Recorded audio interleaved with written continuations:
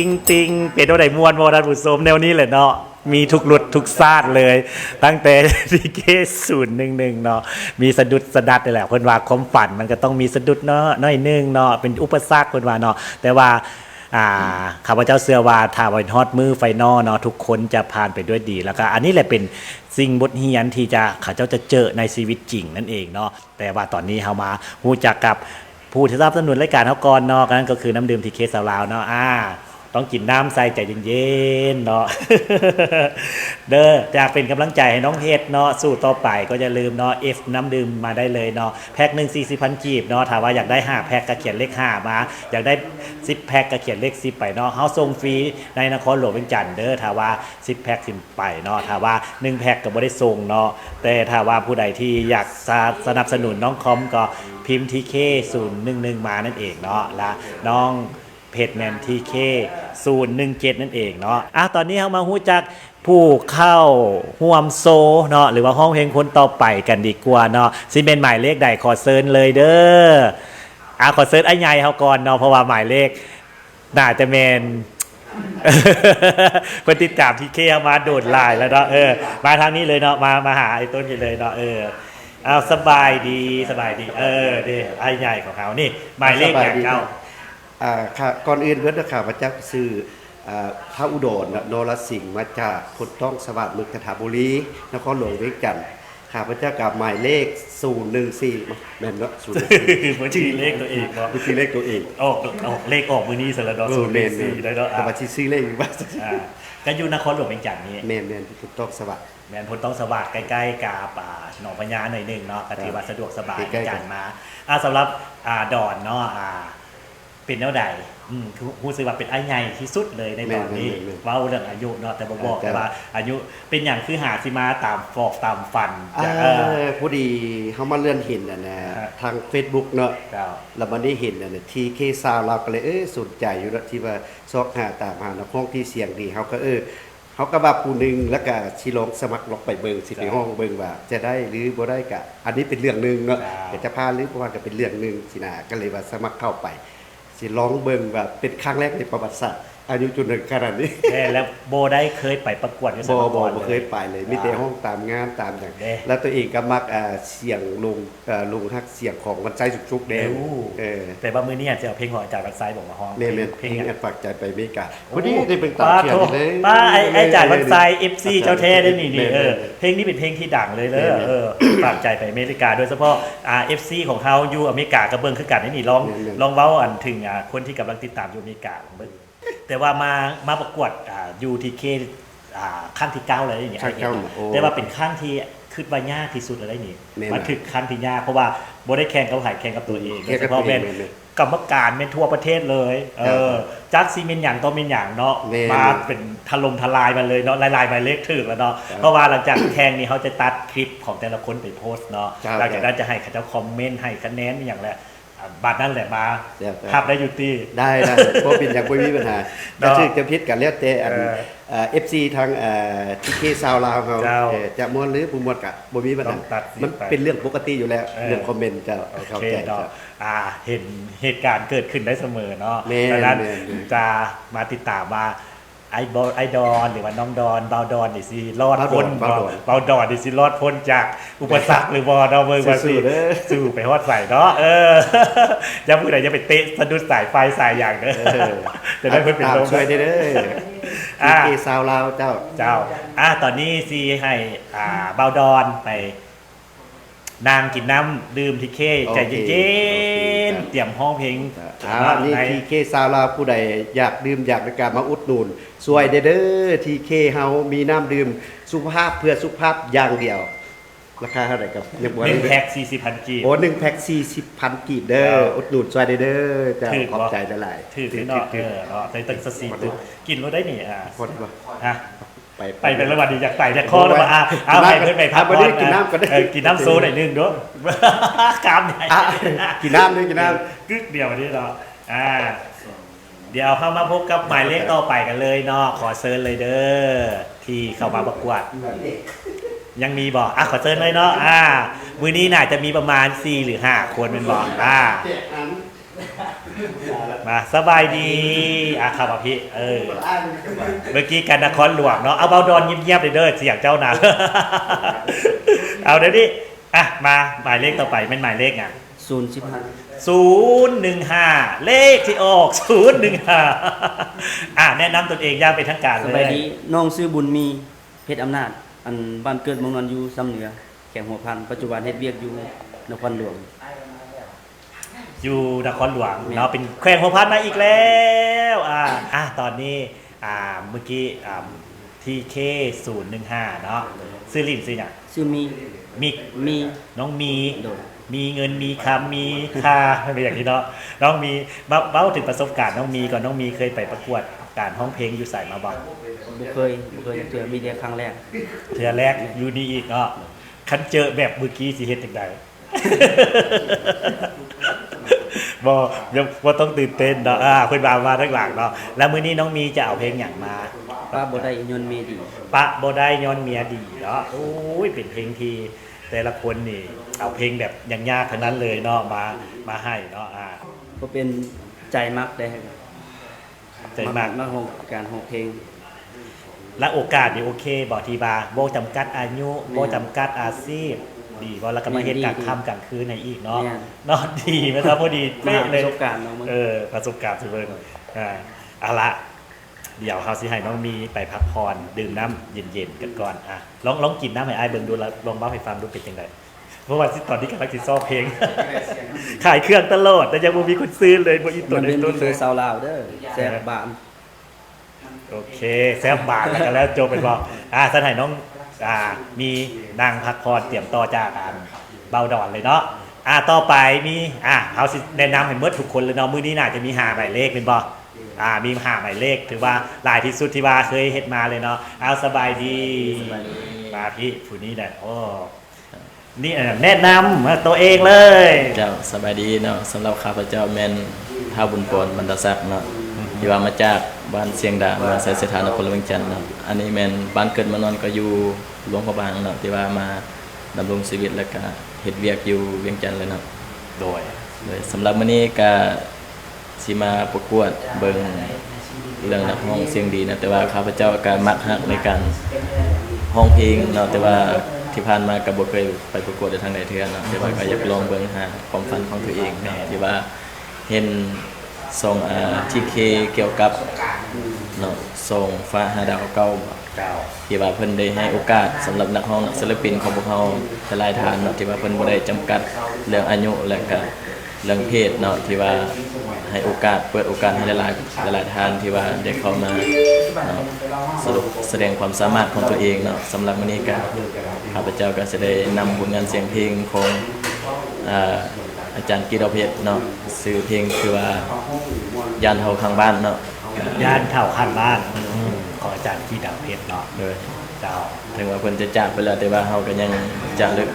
บุญคุณของเพิ่นที่ว่าที่มีผลงานเพลงหลากหลายผลงานเสียงเพลงเนาะที่ว่าเป็นผลงานเพลงที่ว่าครู อากาศเป็น สาวลาวเฮาเนาะโอเคสำหรับวันนี้ก็ขอมขอบใจทางอ้ายเฮาที่ว่าให้การสนับสนุนทางสถานที่และก็น้ำดื่มอันเย็นๆเนาะสำหรับมื้อนี้เพิ่นก็มีน้ำดื่มเนาะที่ว่าทีเคสาวลาวเฮาเนาะที่ว่าผู้ใดต้องการที่ว่าอยากสนับสนุนของเพิ่นเนาะก็คือน้ำดื่มนี่คือเพื่อสุขภาพเนาะสุขภาพที่ดีก็ต้องมีน้ำดื่มบริสุทธิ์ที่เอาไว้ค่อยต้อนรับบริแขกบริทานเฮาเนาะหรือว่าผู้ใดอยากเฮ็ดบุญเฮ็ดงานหรือว่างานเลี้ยงงานดองเนาะที่ว่าอยากต้องการสำหรับน้ำดื่มของเพิ่นก็สามารถติดต่อได้ทางอ้ายเพิ่นเนาะแพ็คนึงก็ประมาณ 40,000 กีบเนาะราคาก็บ่แพงเนาะติดต่อหาเพิ่นได้เพิ่นส่งฟรีแท้อยู่ภายในนครหลวงเวียงจันทน์เฮาเนาะสำหรับน้ำดื่มเฮาเพื่อสุขภาพเนาะ นี่ขายเก่งแบบนี้ต้องได้อุดหนุนซอยกันเลยเด้อเดี๋ยวให้น้องไปเก็บตัวเนาะเดี๋ยวเขาจะไปพบกับหมายเลขที่หลายคนว่าอยากจะฟังเสียงเพิ่นมาล่าฝันเราไอ้ใหญ่ของเขาหรือว่าเบ้าดอนนั่นเองเนาะตอนนี้ก็ถือว่าคนกำลังเข้ามาเนาะเป็น21คนละเนาะเข้ามาชมกันหลายๆเด้อแล้วก็คอมเมนต์เข้ามาได้เด้อว่าเป็นจังใดเนาะและสามารถที่จะร่วมให้กำลังใจกับผู้ที่เข้าร่วมประกวดนั้นได้เนาะโดยการที่ F สินค้าจากห้างของพวกเราเนาะมีหลายอย่างเลยมีน้ำดื่มแดงมีบ็อกเซอร์แดงมีกระติกน้ำแดงเนาะอยากได้ตัวใดก็สามารถที่จะนั้นได้ ตอนนี้เพลงทำอิฐเนาะขอเชิญเบ้าดอนประจำเวทีเลยเด้อ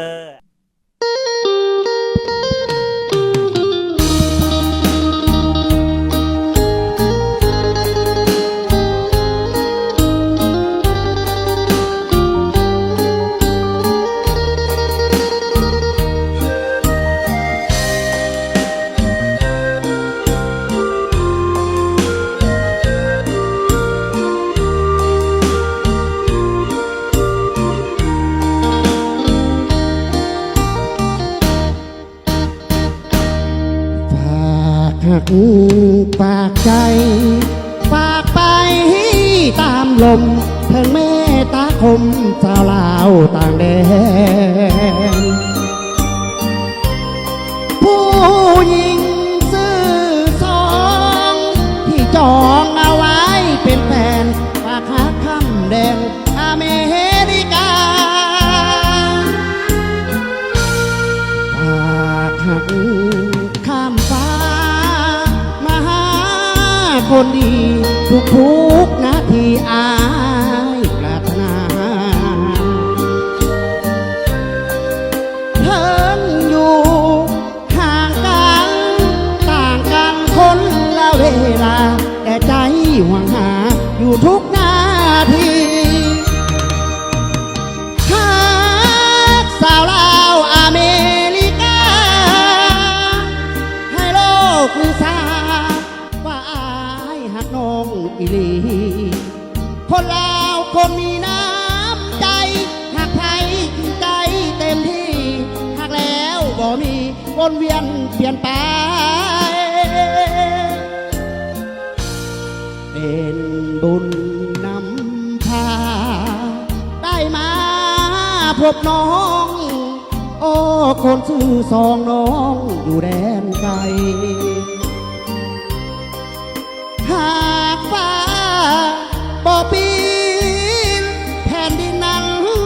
บ่สลายจะหักบ่คายชั่วนิรันดร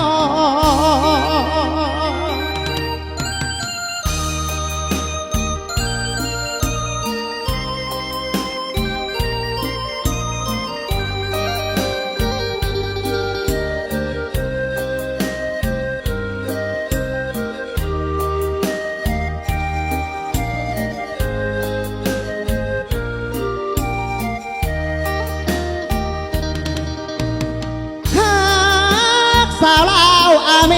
ริกาให้โลกลือทราบว่าอายหักน้องอีหลีคนลาวคนมีน้ำใจหักไทยจริงใจเต็มที่หักแล้วบ่มีวนเวียนเปลี่ยนไปเป็นบุญ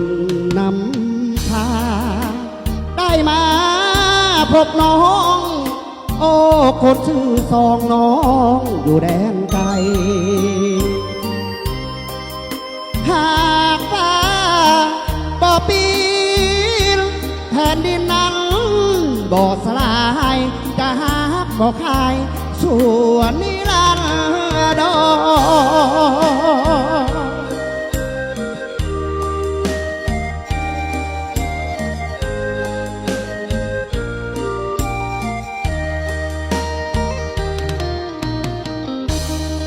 ขอบใจในไลน์แล้วจบลงไป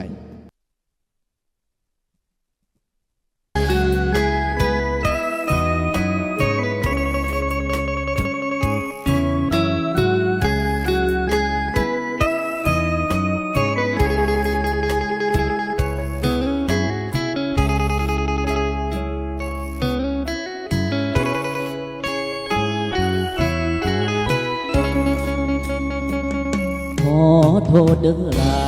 อายนี่นาป้าเมียบ่ได้ถึงแม้นหากเจ้าเพียงใดอายป้าบ่ได้แล้วเมียคนนี้ฟ้าแรงฟ้าเฝ้ากับอายมีแต่ความดีเจ็บปวดคอยนวดคอยวีย้อนว่าความดีอายลืมบ่ได้อายหักน้องลาสุดปรารถนาคือเบามาเทียบสองคนเจ้ายังเสียเมียเก่าเบาเรื่องเอาใจคันลาปล่อยลาก็พอสิว่าอายสิหนีไปแต่นี่เล่าดีเหลือหลายพาแรงพาง่ายเล่าเบิ่งเล่าเจ้าได้ความสวยความสาวเพราะเจ้ายังน้อยมาเทียบกับเมียคอยเมื่อตอนยังน้อยนั้นห่างกันหลายถ้า จะพบกันเดือนและวันนั้นคงจะได้ถ้าจะให้ป้าเมียไอ้ป้าบ่ได้ขอโทษเด้อนางหากเจ้าอยู่ดอกอายอยากบอกให้นางหับหูจังใดอายก็สิอยู่สิขอสู้กับเมียแสนแพงหากเจ้าอยู่ดอกบ่ได้หวังหลอกเจ้าเด้อแก้มแดงสิให้ป้าเมียไปแทงไอ้ป้าเมียแพงบ่ได้เด้อนะ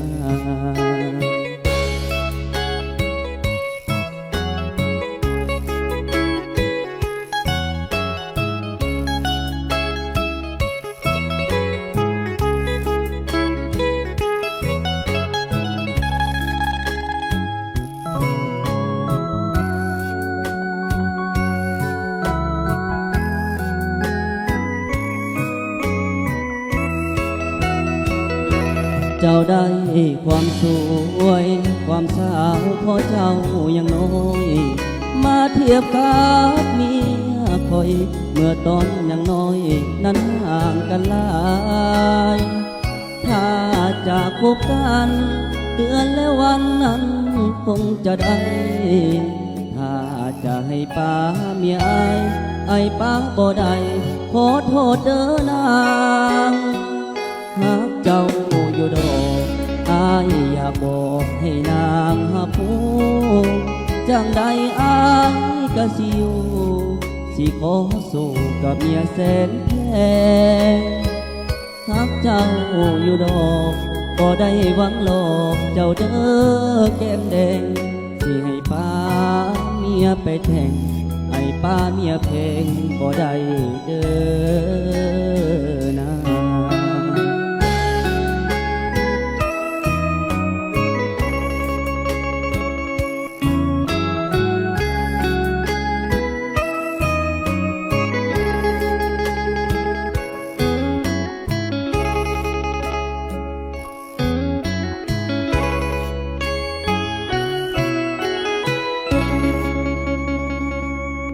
ขอขอบใจเด้อนะ ขอเซิร์ชหมายเลขต่อไปเลย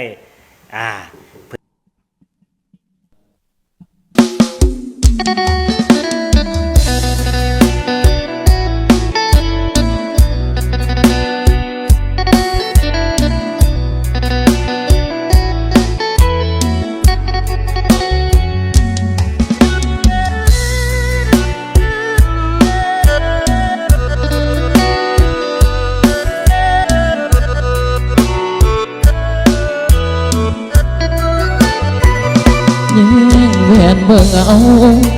ยานเป็นบ่าวเฒ่าข้างบ้านบ่าวรุ่นเดียวกัน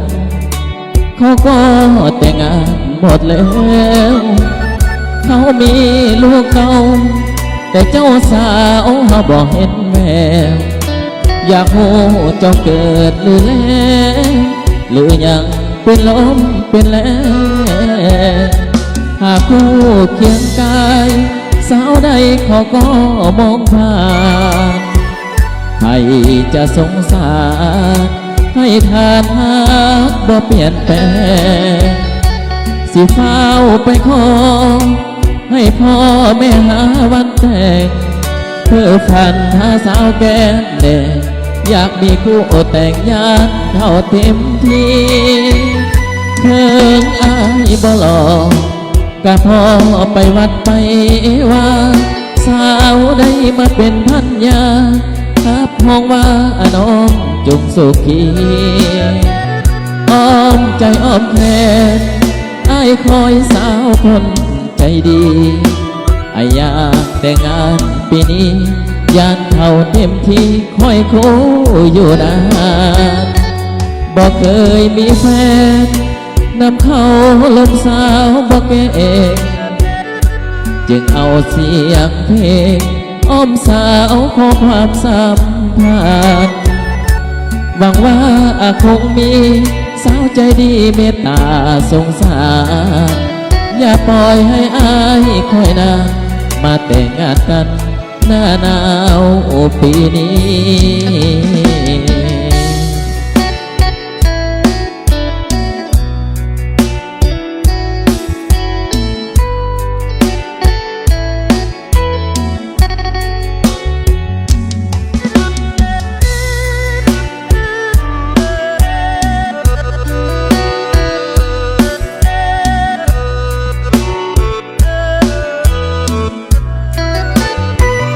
เพิ่งอายบ่หลอกกะพอไปวัดไปว่าสาวได้มาเป็นพันยาทับห้องว่า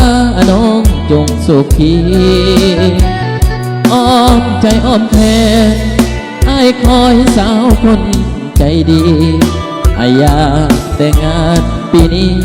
อยากเข้าเต็มที่คอยโคอยู่นานบอกเคยมีแฟนนำเข้าลมสาวบ่เก่งจึงเอาเสียงเพลงอ้อมสาวขอความสัมพันธ์หวังว่าคงมีสาวใจดีเมตตาสงสารอย่าปล่อยให้อายคอยนานมาแต่งงานกันหน้าหนาวปีนี้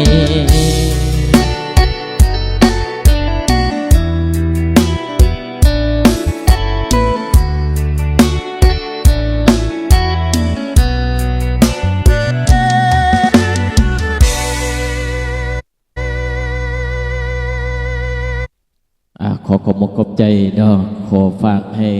กดไลค์กดแชร์ให้ได้เป็น ต่อไปมาพบกับหมายเลขต่อไปกันเลยเนาะมื้อนี้บ่ได้อันนั้นเพิ่นอยู่นี่สิมาเอิ้นเพิ่นอยู่พี่เอาขอเชิญขึ้นเวทีเลย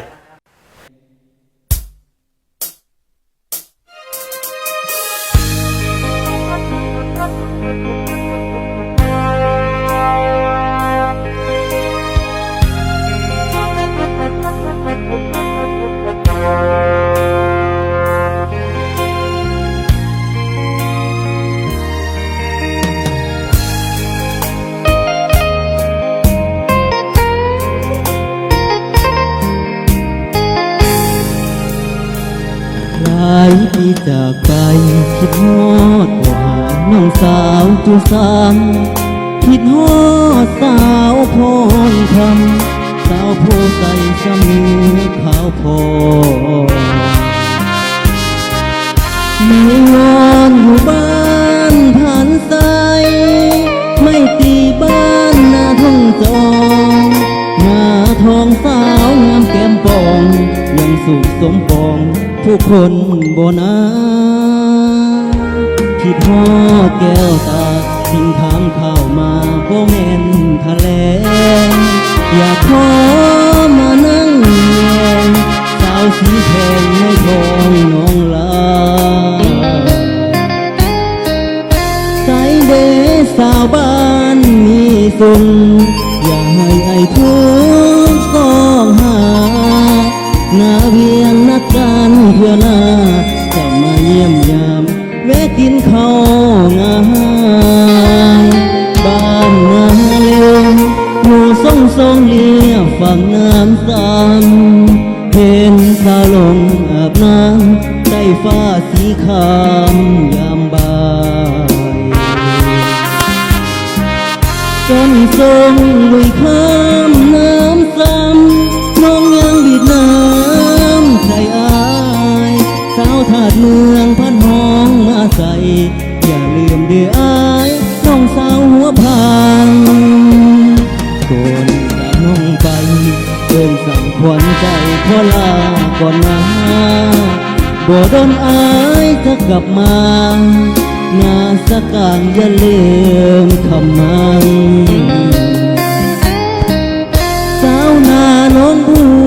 วขับมองน้องขับส่งอายคืนนั้นถึงแม้นหลายปีพ้นผ่านสำเนียงน้องนั้นอายยังบ่ลืม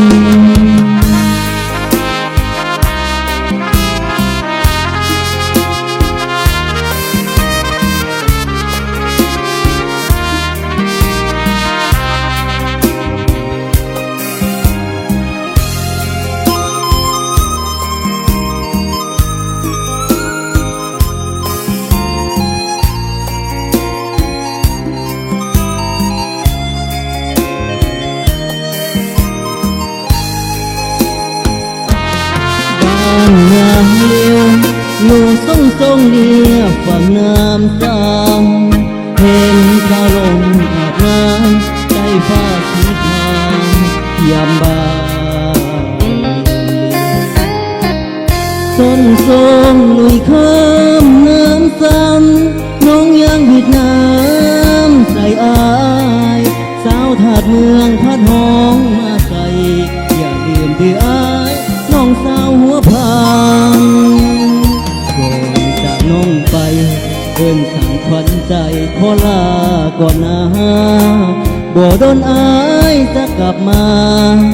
หน้าสักการอย่าลืมคำมาสาวนาน้องบัวขับมองน้องขับส่งอายคืนนั้นถึงแม่นหลายปีพ้นผ่านจำเนียงน้องนั้นอายยังบ่ลืม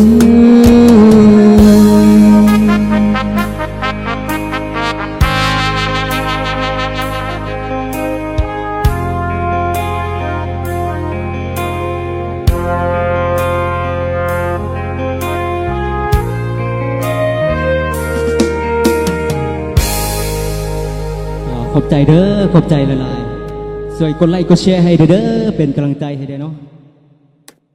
ขอบใจหลายๆเลยหมายเลขจากแขวงหลวงน้ำทาของพวกเขาเนาะนี่ไอ้จุดบจือเนาะขอเชิญน้องพันธุ์อีกบัตรหนึ่งเด้อมาให้กำลังใจน้องพันธุ์กันว่าเพลงนี้จะรอดหรือบ่รอดเนาะเป็นกำลังใจให้ได้เนาะ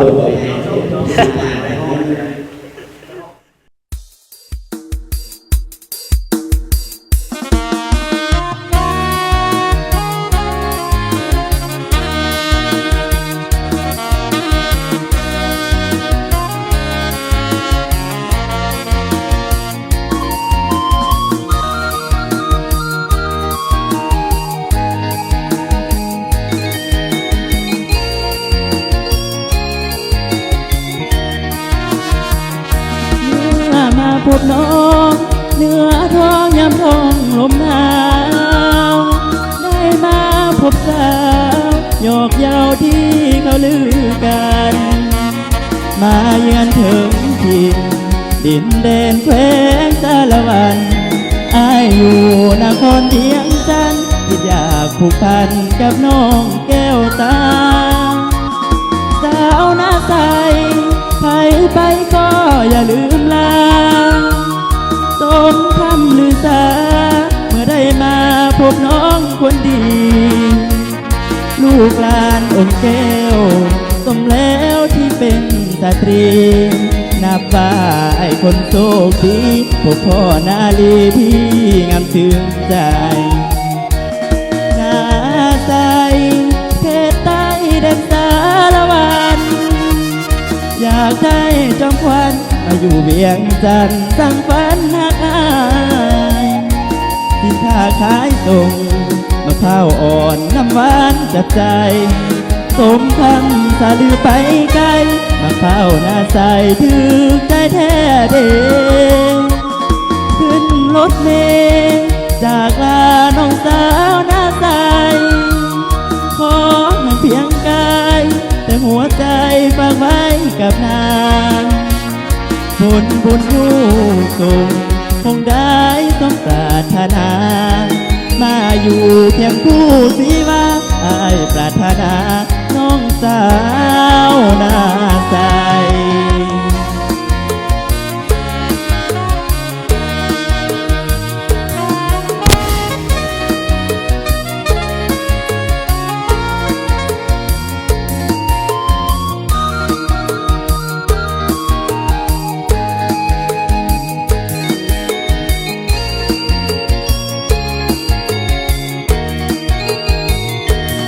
หน้า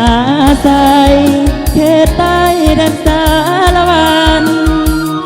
อยากได้จอมควันมาอยู่เวียงจันทร์สร้างฝันหักอายสินค้าขายส่งมะพร้าวอ่อนน้ำหวานจับใจสมคำสาลือไปไกลมะพร้าวหน้าใสถึงใจแท้เด้ขึ้นรถเมล์จากลาน้องสาวหน้าใสขอ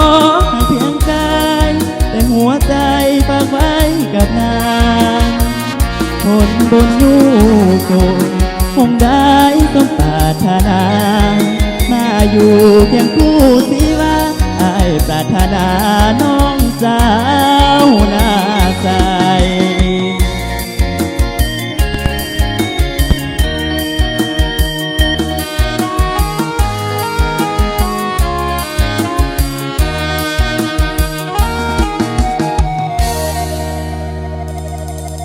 ขอบใจครับโอเคมาฮอดเวลานี้ก็ใกล้จะหมดเวลาของการไลฟ์สดของเราแล้วเนาะขอเซิร์นทุกๆหมายเลขขึ้นถึงเวทีกันเลยเนาะเซิร์นเลยเด้อไอ้ต้นจะจือบางคนแดบ่จือบางคนแดกะเริ่มเลยเนาะมื้อนี้เป็นมื้อเปิดโตกับทุกคนกันแล้วกันเนาะฉะนั้นผู้ใดที่หักมักผู้ใดก็สามารถที่จะร่วมโหวตร่วมเสียร์กันได้เนาะเข้ามามีเบอร์ใดแดเขาจะทวนคืนกันน้อยหนึ่งเนาะมาเนาะมื้อนี้มี6หมายเลขด้วยกันเนาะเริ่มจากหมายเลขที่ทำอิฐเลยเป็นหมายเลขที่12เป็นบอที่เค012เป็นไผ่012ซื้อว่าที่เค012น้องบุญปอดเด้อ13มาบอ14เบาดอน15เบาบุญมี16มาบอ17น้องพาน1819 21ไม่อย่าง021ซื้อ20,000กีบมันจือง่ายๆเนาะมีพันอันนี้22บ่โอ้บางคนมูเลยเนาะแต่ว่าเลขที่เว้านี่บ่ออกเด้อมื้อนี้ไปออกเลขหมู่ว่าซะ กินมดเลยเนาะหมู่เรียบไปเลยเนาะลัก1ลัก2นี่บ่ออกเลยเนาะสุดท้ายแล้วถือว่าทั้ง4คนนี้6คนถือว่าเป็นหลายที่สุดเลยเนาะเป็นกำลังใจกับทุกคนเนาะสิมาอีกบ่นี่รอบต่อไปมาได้เนาะมาฮอบต่อไปกติกาก็คือต้องเปลี่ยนเพลงใหม่เนาะเพราะให้เพลงเก่ามาแล้วก็ต้องยากขึ้นเนาะบ่แม่นย้ำใดก็สิมาแต่ลำวงบ่ได้ต้องเปลี่ยนแนวให้ทุกคนให้ผู้ชมได้เห็นความสามารถของเขาหลายเนาะบางเทื่อสิเป็นคับลำก็ได้เป็นเพลงไวก็ได้แบบแล้วแต่เนาะเอาใจแฟนเพลงสุดขีดเลยอย่าลืมโหวตให้กับน้องๆทั้ง6กันแล้วกันเนาะโดยที่เขาจะโพสต์ย้อนหลังให้เนาะคลิปท้องเพลงของแต่ละคนเป็นกำลังใจเขาเด้อแล้วก็ติดตามแต่ละคนได้เนาะทาง TikTok จนโตแดแล้วก็ Facebook ของทุกคนสำหรับมื้อนี้เวลาก็ถือว่าได้หมดลงแล้วเนาะขอใจกับทุกคนที่ติดตามรับชมสำหรับมื้อนี้ไลฟ์สดเป่าเท่านี้เด้อพบกันใหม่ในมื้อวันพฤหัสเนาะกับทีมใหม่แล้วก็ลองมาเบิ่งนะว่าทีมนี้จะมาแก้ตัวจากคนเนาะมีแผลอยากเล่าอย่างอีกบ่อันบ่มีเขาปิดไลฟ์กันเด้อนี่เด้อบ๊ายบายสบายดี